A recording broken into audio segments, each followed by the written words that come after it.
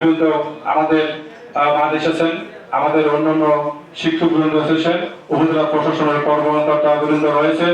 সকলকে এই উপজেলা স্কুল এবং কলেজ শিক্ষক সমিতির পক্ষ থেকে এই পবিত্র মাহে রমজানের শুভেচ্ছা জানাচ্ছি।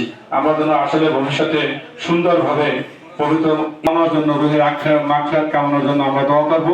পরিশেষে আমরা যারা আছি, যারা বেঁচে আছি, তারা যেন আসলে দেশ এবং জাতির কল্যাণে কাজ করতে পারি এই দোয়া করব। এবং পাশাপাশি তিনি মারা গেছেন, তার জন্য আমরা তাদের মাগফিরাতের জন্য আমরা সকলে দোয়া করব।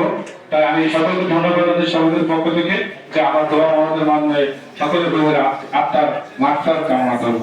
আমি শুধুমাত্র আমাদের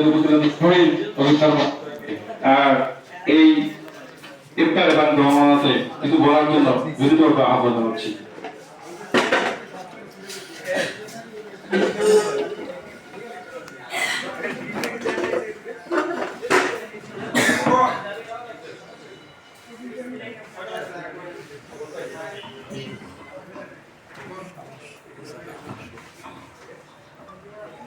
উপজেলা শিক্ষক সমিতির আয়োজনে আজকের এই ইফতার মাহফিলে উপস্থিত এই উপজেলার শিক্ষক মন্ডলী, উপস্থিত আমার বিভিন্ন দপ্তরের কর্মকর্তা বৃন্দ, আছেন স্থানীয় নেতৃত্ববৃন্দ, সাংবাদিক বৃন্দ এবং সুধীবৃন্দ, আসসালামু আলাইকুম।